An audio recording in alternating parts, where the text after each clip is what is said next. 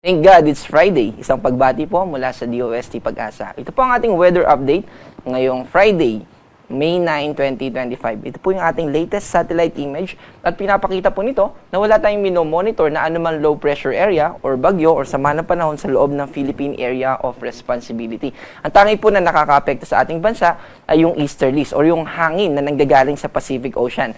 Dito pong easterlies ay dahil sa pag-ikot ng Earth sa axis niya at may constant or merong consistent na hangin na nanggagaling sa east o tinatawag din natin na trade winds. Ito pong hangin na ito dahil nasa equatorial region tayo ay mainit at dahil yung sa dagat Pacific ay maraming water, may tendency din po, actually madami talaga yung moisture na dala din ng easterlies kaya nagdadala siya ng mga kaulapan at mga pag-ulan sa ilang bahagi ng ating bansa. Ito rin po yung nagdadala ng mga isolated or nagko-contribute dun sa mga cases na binabanggit natin na kalat-kalat na pag-ulan, pagkidlat at pagkulog. Dahil po dito ay buong Pilipinas po ay makakaranas ng partly cloudy to cloudy skies with isolated rain showers and or thunderstorms. At pinapakita rin po nito na ng ating forecast para bukas na magpapatuloy ang epekto ng easterlies.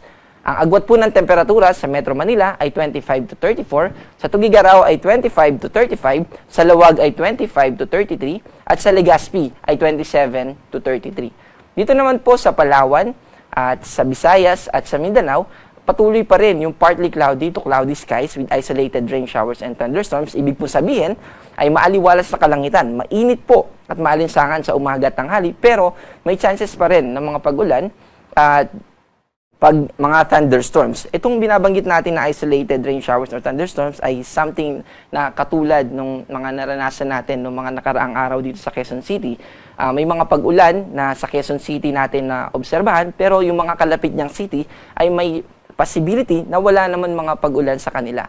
Ang agwat po ng temperatura sa Puerto Princesa ay 25 to 33, sa Kalayaan ay 26 to 34, sa Iloilo ay 24 to 33, sa Tacloban ay 27 to 33, sa Cagayan de Oro ay 25 to 32, at sa Davao ay 26 to 34. Wala po tayong nakataas na gale warning ngayong araw, kaya malaya po na makakapaglayag ang ating mga mangingisda at mga seafarers. Pero pinag-iingat po natin yung ating mga kababayan na gumagamit ng maliliit na sasakyang pandagat. Dahil po sa mga binanggit natin na isolated thunderstorms, maaari po na makaapekto ito kung maliit lang yung gamit natin na sasakyan na sa dagat. Para po sa ating 3-day weather outlook, kasama po, dahil magbobotohan na po sa Monday, mahalaga po na malaman din natin ano yung magiging lagay ng panahon sa ating mga lugar. Dahil po easterlies na nakakaapekto sa atin, sa umaga at sa tanghali ay may chances na mainit po talaga, maalinsangan, mataas ang heat index, pero sa hapon ay may chance na mga isolated rain showers or thunderstorm, mga kalat-kalat na pag-ulan. At dahil po dito, inaabisuhan po natin ang ating mga kababayan na magdala ng payong. Double protection po ito sa araw at ganoon din kapag uuwi na tayo sa hapon ay mapoprotektahan tayo sa mga pag-ulan. At kung magkakaroon man po ng thunderstorm, ay hindi po ito tatagal or matagal na po kapag umabot ng 2 hours. So, few minutes to 1 hour, ganun po approximately yung tinatagal ng mga localized thunderstorms. Dito po sa Metro Manila, sa Baguio at sa Legazpi, patuloy po yung partly cloudy to cloudy skies with isolated rain showers and thunderstorms. Ganun din po dito sa Metro Cebu, sa Iloilo City at sa Tacloban. Dito naman po sa Metro Davao ay patuloy pa rin na partly cloudy to cloudy skies. Alam po natin na inulan dahil sa low pressure area at saka sa mga thunderstorm na naranasan natin sa Davao. May mga cases po o mga lugar tayo sa Mindanao na binaha or may mga gumuho na lupa or mga na-block yung mga daanan natin. At dahil po dito ay pinag-iingat natin kahit na wala pong cloudy skies or wala mga badyang heavy rainfall, yung mga localized thunderstorm po ay maaaring makapag-trigger pa rin ng landslide dahil basa pa po yung mga kalupaan natin sa mga lugar dyan sa Mindanao. Kaya pinag-iingat po natin at maging alerto po tayo sa anumang badya ng mga localized thunderstorms dahil may epekto pa rin po ito. Meron po tayong mga safety tips in case of thunderstorm. Alam po natin na yung thunderstorm ay may kaakibat na kidlat at saka kulog. Una po nangyayari ay kumikidlat dahil mas mabilis po yung speed ng light kaysa sound. So after po kumidlat, ay maririnig na po natin yung kulog. At pinag-iingat po natin dahil nakakaapekto rin po sa atin yung mga pagkidlat. Paano po ba nangyayari yung pagkidlat? Yung pagkidlat po ay nangyayari dahil sa mga electrons, yung mga electric charges. Meron tayong protons and electrons. Halimbawa po, meron tayong wire na may kuryente. Pag pinagdudugtong po natin yan, nagkakaroon ng mga spark. So, ganun din po yung concept. At halimbawa po, may silk cloth tayo, at saka yung rod, kapag kiniskis natin, nagkakaroon ng charged particles doon. Kapag dinikit natin sa buhok natin, ay matatangay.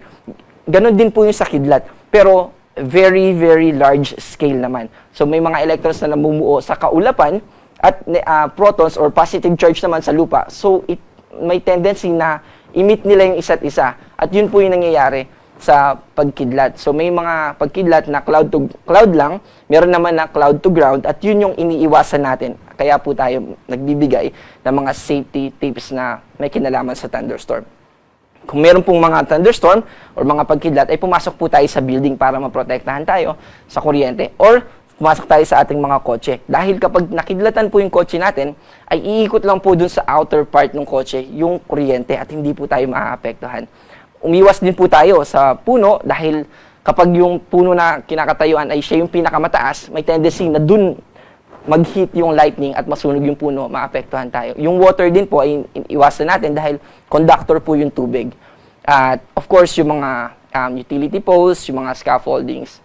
And also, kapag nasa open field po tayo, nangyayari po dyan, yung electrons ay hahanapin niya yung ground para mag-meet na yung yung electrons at saka yung mga protons para mag-meet na sila at magkaroon ng kidlat. So, kung tayo po ay nagtaas ng kamay at wala nang ibang mas mataas na like mga puno, tayo po agad yung unang matatamaan ng kidlat. Also, kapag po nasa open field tayo, pwede po tayong mag-squat katulad nung nandito sa image na ito. Pwede po tayong umupo at pagsandalin po natin yung sakong natin. Halimbawa po, ito yung talampakan natin, ito yung sakong. Ganyan po yung gawin natin sa pag-tayo. At takpan po natin yung tenga natin para sa kulog. Dahil po, pag nakaganyan yung ating paa, magpapass through lang yung kuryente. Dadaloy lang po siya sa paa natin dahil conductor po yung blood at hindi na siya aakyat sa ating katawan at makukuryente tayo. At ang araw po natin mamaya ay lulubog ng 6:15 at muli po sisikat bukas ng 5:30 a.m. Para po sa karagdagang impormasyon, pwede po tayong bumisita sa mga social media pages ng Pag-asa. At ito po ang ating update. Ako po si John Manalo. Mag-ingat po tayo.